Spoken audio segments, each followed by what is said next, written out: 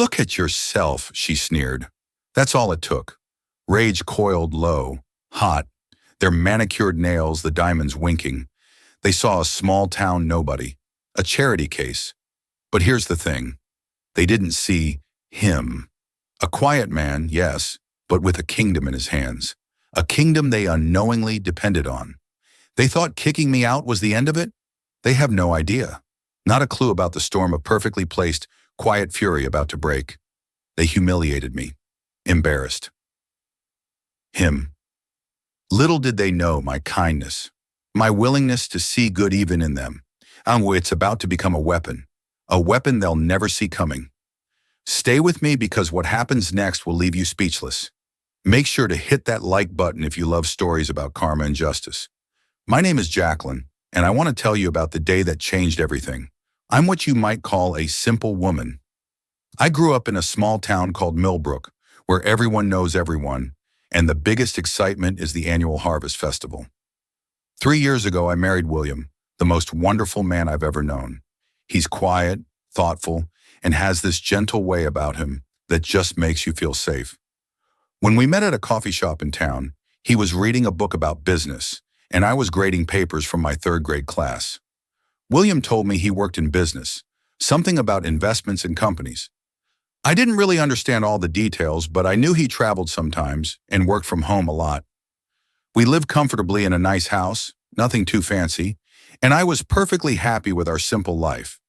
What I didn't know then was that William was keeping a huge secret from me. He said he wanted us to have a normal life, away from all the chaos of his work world. I trusted him completely, so I never asked too many questions. One Tuesday morning, William came into the kitchen while I was making breakfast. He looked a bit nervous, which wasn't like him at all. "Honey," he said, sitting down at our little wooden table, "I have something to ask you." I turned from the stove, spatula in hand. "What is it?" "Some of my business associates, their wives want to meet you. They've invited you to lunch this Friday at a restaurant downtown." My heart started beating faster. I'd never met anyone from William's work world before. "Really? They want to meet me?" "Yes, they do. I think it would be good for you to make some friends in the city." I was so excited. I could barely contain myself. Living in our quiet neighborhood, I didn't have many friends nearby. The thought of meeting other women, maybe forming some real friendships, made me feel like a teenager again. "What are their names?" I asked, already planning what I might wear. "Catherine, Helena, Priscilla, Vivian, and Beatrice," William said. "They're all lovely women. I'm sure you'll get along great." I spent the rest of the week thinking about this lunch. I went through my closet about 10 times trying to find something nice to wear. I didn't have many fancy clothes, but I had a beige dress that my sister said looked elegant on me. I paired it with my grandmother's pearl necklace and my most comfortable brown shoes. William seemed a bit worried as Friday approached. "Are you sure you want to do this?" he asked Thursday night. "Of course. Why wouldn't I?" I laughed. "I'm excited to finally meet some of your work friends' wives. Maybe we can become real friends." He smiled, but I could see something in his eyes that I couldn't quite understand. "Just remember, Jacqueline, you're worth more than all of them combined. Don't let anyone make you feel otherwise."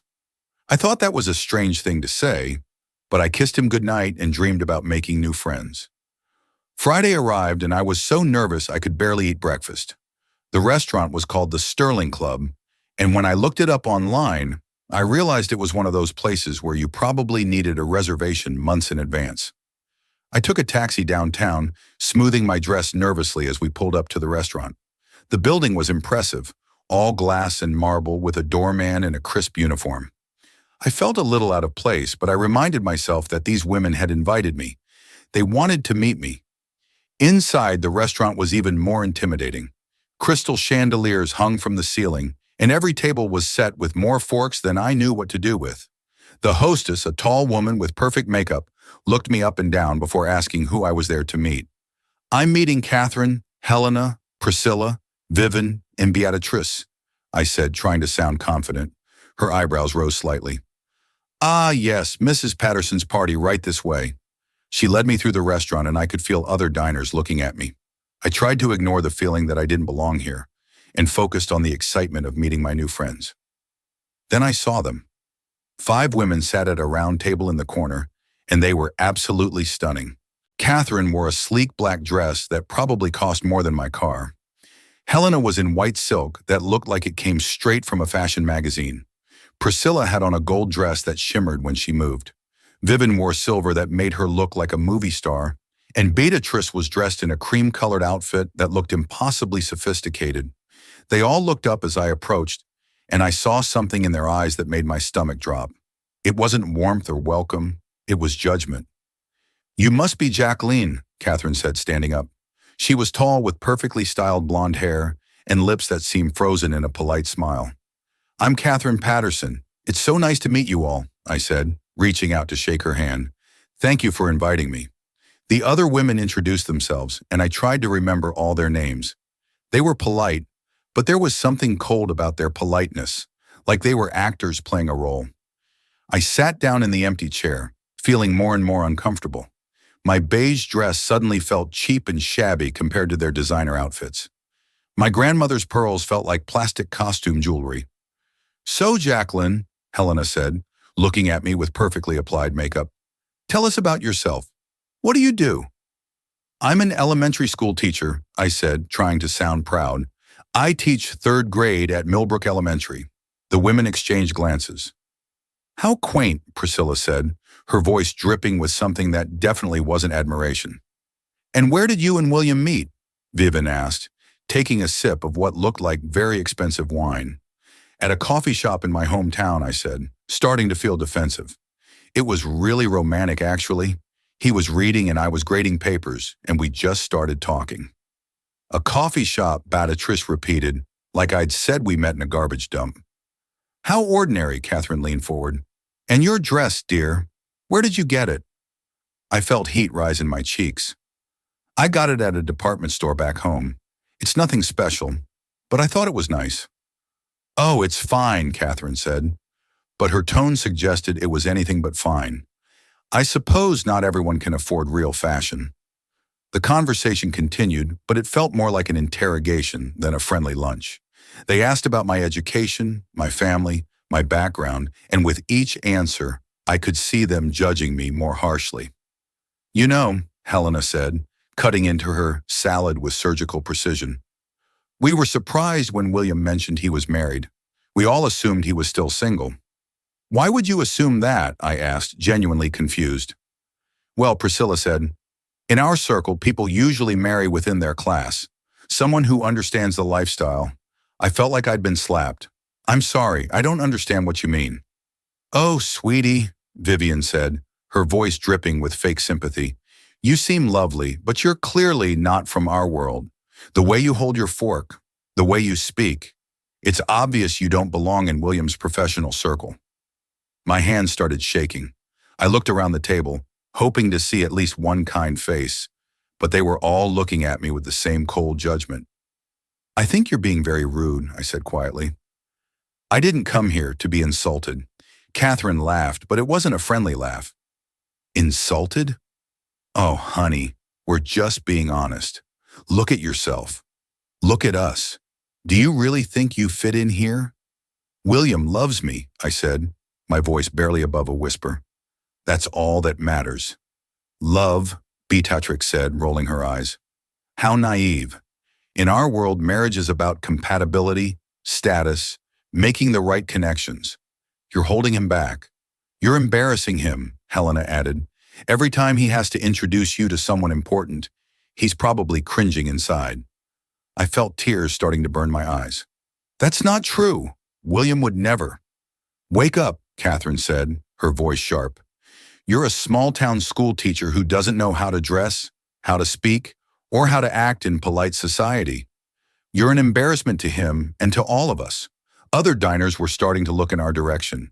I could feel their eyes on me, and I wanted to disappear. "I think you should leave," Priscilla said, not even looking at me. "This clearly isn't working out." "Yes," Vivian agreed. "Perhaps it's best if you don't try to join our social circle again. You're simply not suited for it. And please," Beatrice added, "don't mention this lunch to William. It would only make things more awkward for everyone." I stood up on shaky legs, my vision blurred with tears. "I'm sorry I'm not good enough for you," I whispered. We're sorry too, Catherine said coldly, but it's better that you know now. I walked out of that restaurant feeling smaller than I'd ever felt in my life. The doorman, who had seemed so impressive earlier, now looked at me with pity. The taxi ride home was a blur of tears and humiliation. I kept hearing their voices in my head. You don't belong. You're embarrassing him. You're not suited for it. By the time I got home, I was completely broken. I sat in my car in our driveway for almost an hour, crying and trying to figure out what to do. Part of me wanted to pack my bags and leave. Maybe they were right. Maybe I was holding William back. Maybe he deserved someone better, someone who could fit into his world. But another part of me was angry. How dare they treat me like that? I was a good person. I was kind. I worked hard. I loved my husband. Why wasn't that enough? Finally, I gathered enough courage to go inside. William was in his home office working on his laptop. When he saw my face, he immediately stood up. Jacqueline, what happened? Why are you crying? That's when I completely broke down. I told him everything. Every cruel word, every condescending look, every moment of humiliation. William's face grew darker with each detail. They said I was embarrassing you, I sobbed. They said I don't belong in your world. They said I should leave and never come back. William pulled me into his arms and I could feel his whole body trembling with anger. Those women, he said, his voice low and dangerous, have no idea what they've just done. Maybe they're right, I whispered against his chest. Maybe I'm not good enough for your work world. He pulled back and looked at me with more intensity than I'd ever seen in his eyes. Jacqueline, listen to me very carefully. You are worth more than all of them combined. You have more kindness in your little finger than they have in their entire bodies. But they're right about one thing, I said. I don't fit in. I don't know how to act in their world. William was quiet for a long moment. Then he took my hand and led me to the couch. Jacqueline, there's something I need to tell you, something I should have told you a long time ago. My heart started racing. What is it? I haven't been completely honest with you about my work, he said, running his hand through his hair. I told you I worked in business and that's true, but I didn't tell you that I own the business. I stared at him confused. What do you mean? I mean, I own the company and several other companies. I'm not just William who works in business. I'm William Harrison, CEO of Harrison Industries. The name hit me like a lightning bolt. Even in my small town, everyone knew Harrison Industries. They owned half the companies in the state. But that would make you a billionaire? He said quietly. Yes, I felt like the world was spinning. But our house, our life, the way we live. I wanted us to have a normal life, he explained. I grew up with money and I saw how it changed people, how it made them cruel and shallow. When I met you, you loved me for who I was, not what I had. I wanted to keep it that way.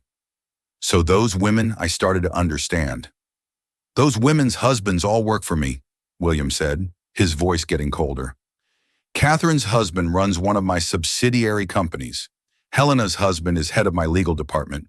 Priscilla's husband manages my real estate portfolio. Vivian's husband is my chief financial officer.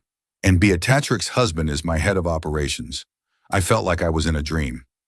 They work for you. They all work for me. And they have no idea that their wives just insulted and humiliated my wife. William stood up and walked to his desk. He picked up his phone and started dialing. It's time they learned who they're dealing with.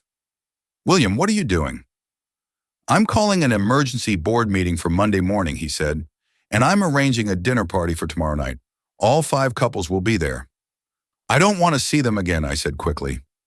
You won't have to say a word, William promised, but you will be there as my wife, as the woman I love more than anything in this world, and they will learn exactly who they disrespected today. I watched my quiet, gentle husband transform into someone I'd never seen before. His voice became authoritative, his posture changed, and suddenly I could see the powerful businessman that he'd been hiding from me. Mr. Patterson, he said into the phone, this is William Harrison. I need you and your wife at my house tomorrow evening at 7 p.m. It's not a request. He made 4 more calls, each one shorter and more commanding than the last. By the time he was done, I was staring at a man I barely recognized. William, I said softly, you don't have to do this for me. He came back to me and took my hands. Yes, I do. You're my wife. You're the most important thing in my life, and no one gets to treat you like they did today. But what are you going to do? He smiled, but it wasn't his usual gentle smile. It was the smile of someone who held all the cards and was about to play them. I'm going to show them exactly what happens when they mess with the wrong person's wife. The next evening, I stood in front of my closet, paralyzed with indecision. William had told me to wear something nice, but after yesterday's humiliation, I felt like nothing I owned was good enough. William appeared in the doorway, holding a garment bag. I thought you might need this, he said.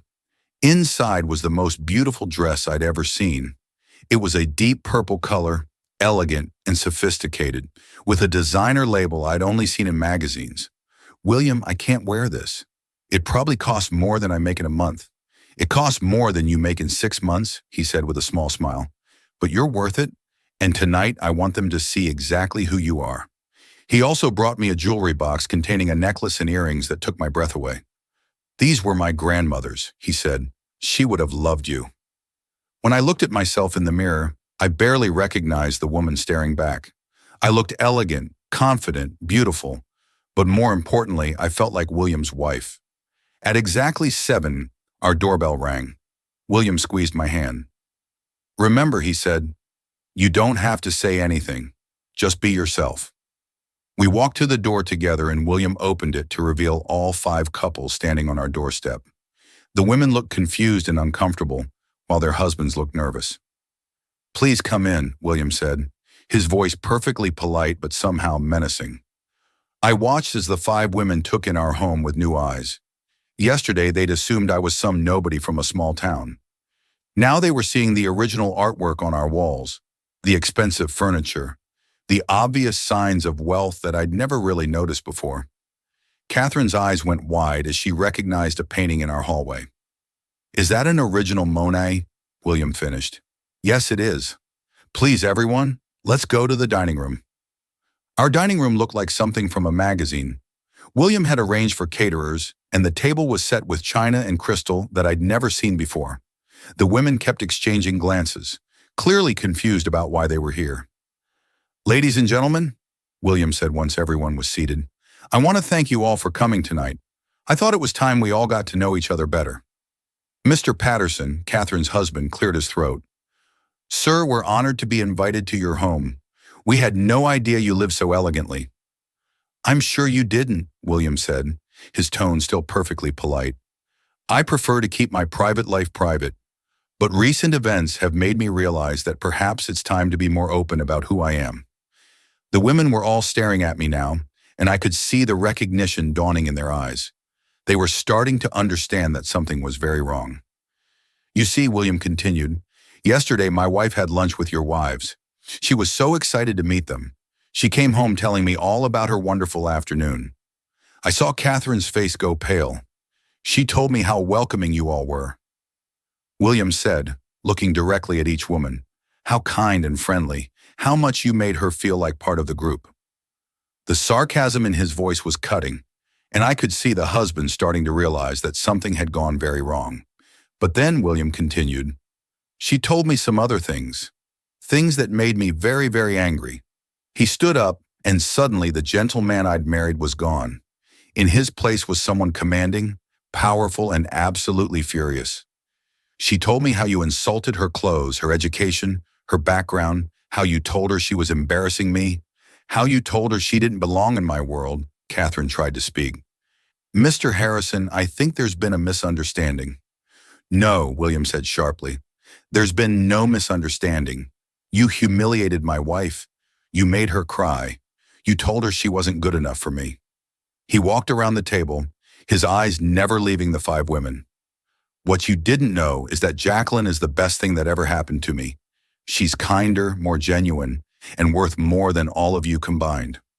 Sir, Mr. Patterson said desperately, if my wife said something inappropriate.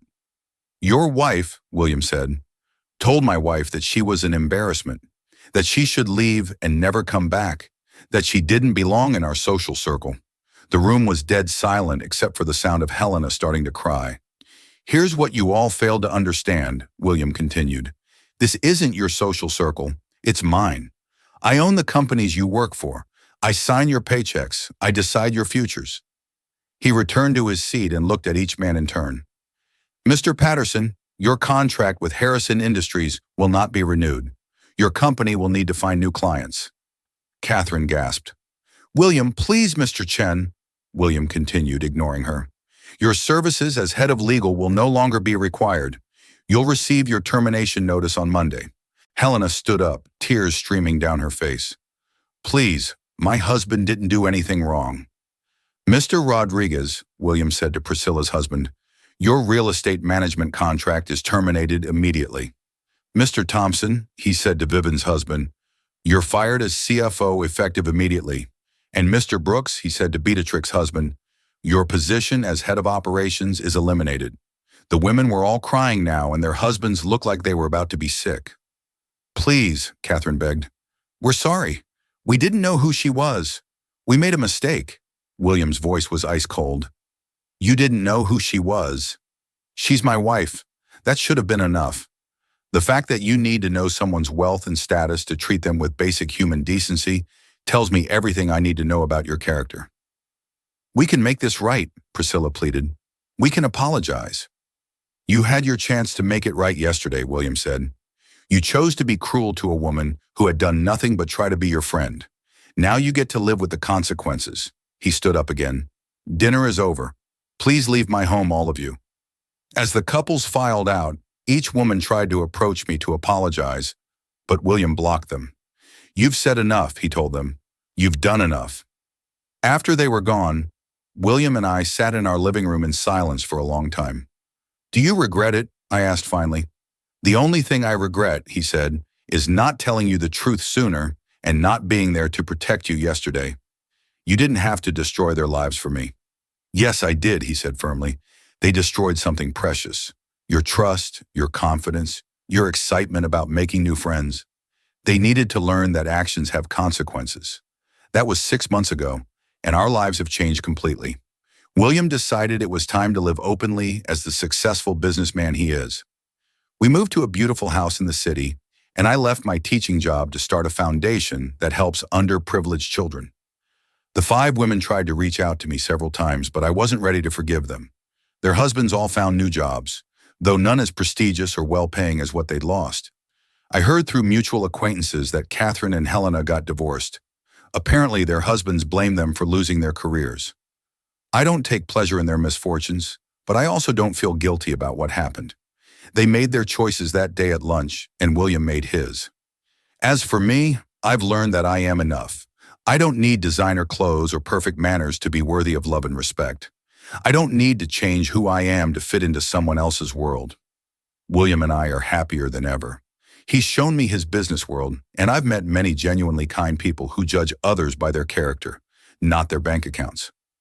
I still think about that lunch sometimes, about how small and worthless those women made me feel. But now I also remember the strength I found that day, the husband who fought for me, and the lesson that sometimes the quietest people hold the most power. The simple woman they threw out of that restaurant wasn't so simple. After all, she was loved, protected, and valued by someone who had the power to change everything. And sometimes that's all the power you need. What did you think about William's revenge? Was it too harsh or perfectly justified? Let me know in the comments below if you enjoyed this story of karma and justice. Smash that like button and subscribe for more incredible stories. Don't forget to hit the bell icon so you never miss our latest uploads. Thanks for watching, and I'll see you in the next